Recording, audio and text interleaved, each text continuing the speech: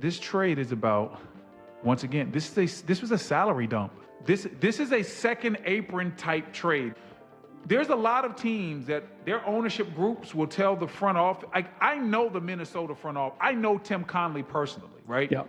He's not trading Julius Randle like this unless there's something coming from up top that's like, yo, we are not going to be a tax-paying team again for Julius Randle.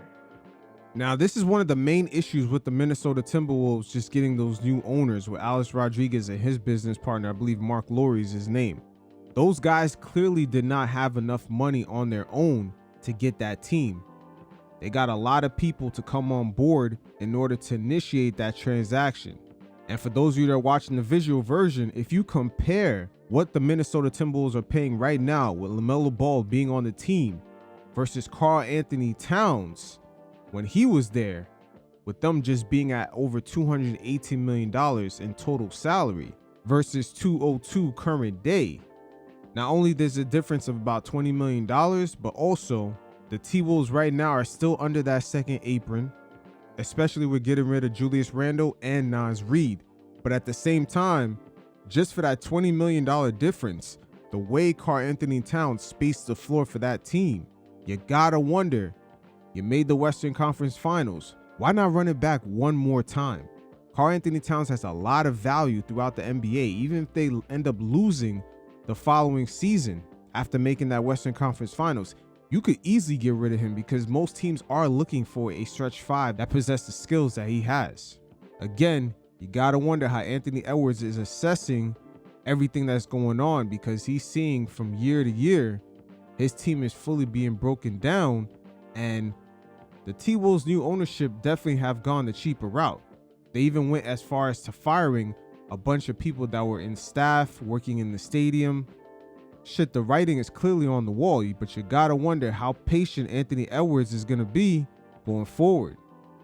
Like, if you think about it, they had to attach a pick just to get somebody.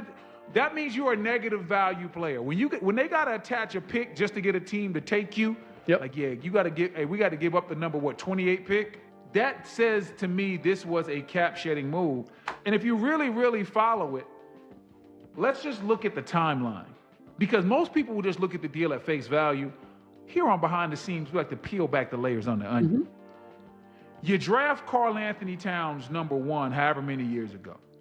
He turns into an all-star player for you. You team him up with Anthony Edwards and things are looking bright.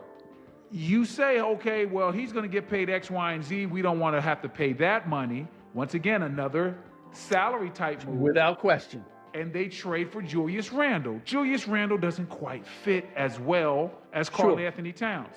The timeline is important, though, because they were in the process of selling the team. And so you always want to try to keep your books right to make the team more attractive for the next buyers.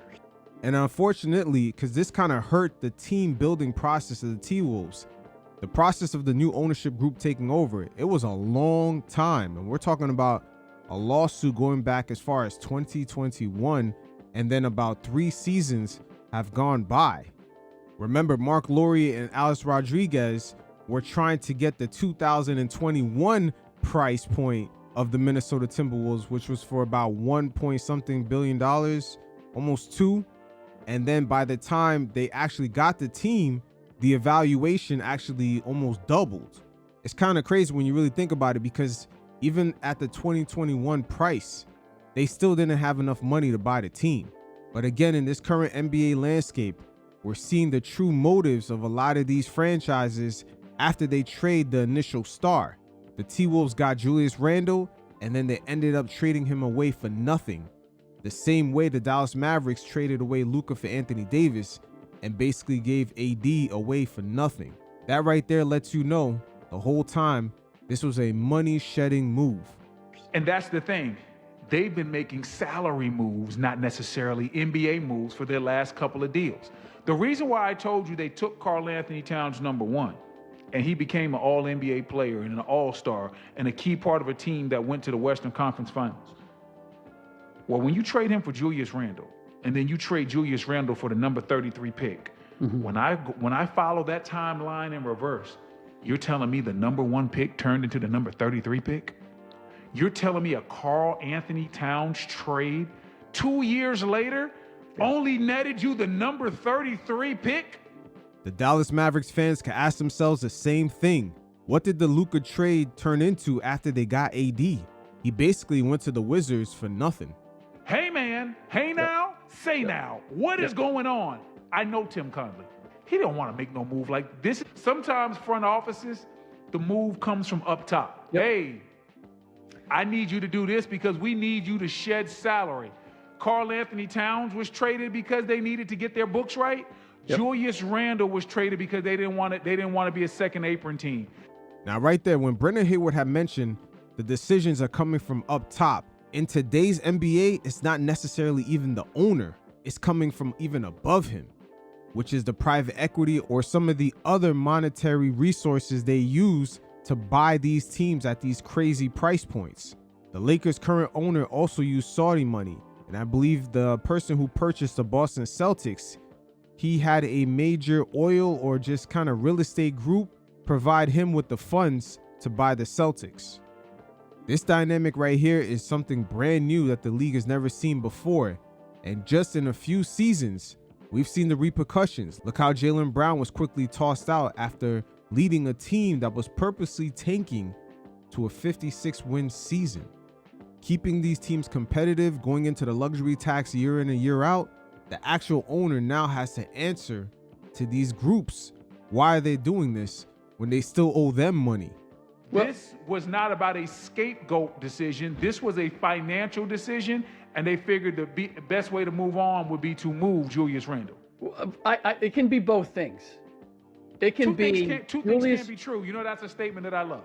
Yes, because I believe that a part of this was Ant wasn't in love with playing with Julius moving forward. Like he saw that, right? I mean, it's not like he doesn't like the dude. It's just like, that's not going to get us there. And I would say that Chris Finch wasn't in love with the idea of trying to manage Julius Randle, just in terms of what they got. So, but I agree with you. It was a money move in this, and it was from ownership in the same way that acquiring Rudy Gobert was an ownership move. It was the previous owners. They liked the idea of going back to the Kevin Garnett model of, I don't know if we can win a championship with Rudy Gobert, but Rudy Gobert gets the Utah Jazz to the playoffs the Utah Jazz have gone to the playoffs every single year that they've had Rudy Gobert. The idea that they could have a big and that would automatically guarantee them getting to the postseason every year was why why ownership signed off on expending everything they did to get him. Now that right there is something that some of these private equity firms or just whoever's helping these ownership groups buy these teams, they love this exact situation. Just guaranteeing that these teams could get into the playoffs, we could sell more tickets, more merchandise, just remain competitive enough so the money could keep flowing in, but we don't need to go over the top and dive deep into luxury tax payments while the actual owner still owes these groups money. There's a few teams in the NBA that already let it be known that this is their business model. The Indiana Pacers, the New Orleans Pelicans, the Clippers used to be this way with their previous owner. I believe the one that got kicked out the league. He never cared about competing at all. He just wanted the team to be decent enough so the cash flow could just keep coming in. Us NBA fans today are about to see this be more apparent, more in our faces than we ever seen before. Now, it's short-sighted because you're like, okay, well, he can get you to the playoffs, but he's not going to get you, he and Donovan Mitchell weren't getting Utah much more than to the playoffs. You can have a great regular season, and that's all that Minnesota was looking to get out of the deal. If they really wanted just to move, then they would have been looking at Rudy Gobert being the first guy out the door. And I think he still could be. But you're right. The other part we have to look at is we got Alex Rodriguez as the face of the new group. And what did you just say? There's owners who have a ton of money, and then you have athletes who've been paid well, but the two are not in the same stratosphere. Like, we think of Alex Rodriguez, and we think of that face, like we think of LeBron James being the face of some team buying a franchise. they're not the deep pocket guys. Like, you got to have the white whales coming with you. They're just the face. Same with Magic Johnson for all the success that he's had. Like, he got a little tiny piece of the Dodgers, right? So that's where Rodriguez and the new group coming in, I don't know that they can be any more or any less frugal than the previous ownership was, because you have a franchise in Minnesota. Now, the previous owner of the Timberwolves, I believe he only went over the luxury tax payments one time in his whole history of just having that team.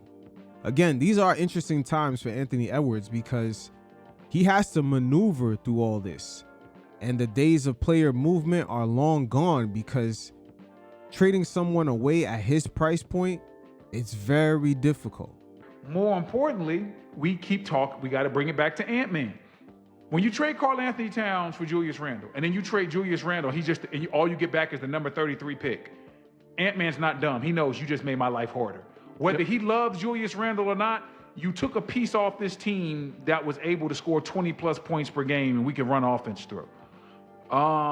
We lost Nickeil Walker-Alexander the year before that. We did the Karl-Anthony Towns trade. Now he's a champion in New York, and I'm not. And also, with them trading Karl-Anthony Towns away, they got Julius Randle and Rudy Gobert, where the spacing is not the same. Those guys both operate in the paint, and it has made life for Anthony Edwards a lot more difficult on the offensive end. Like, he's keeping score. You move Julius Randle and don't bring the right pieces back, Ant-Man's going to be the guy that's demanding the trade like Giannis did. Yep. And Minnesota got to know that. They got to feel it. If I can see it, it's on the horizon. I know they can see it. So Minnesota right now, what they're doing over the next year and some change is pivotal, because as San Antonio continues to improve with their young guys, OKC still going to be OKC. I think with Denver's healthy, Denver's still going to be a force to be reckoned with. Also, the Houston Rockets, as well as the San Antonio Spurs and the Thunder, all three of those teams, they have the draft picks of the Dallas Mavericks for the next 3 years. All swaps. That right there is really one of the biggest elephants in the room, because the Mavericks were supposed to be a competitive team, and that Luka trade really threw a lot of things off balance. As these teams just continue to evolve, if you're not evolving, you're getting left behind. And if Ant-Man senses that, we could be looking at him in a year and a half saying, yo, man, Minnesota, I gave you what I gave you, but I'm ready to move on. Also, here's another interesting dilemma with LaMelo Ball.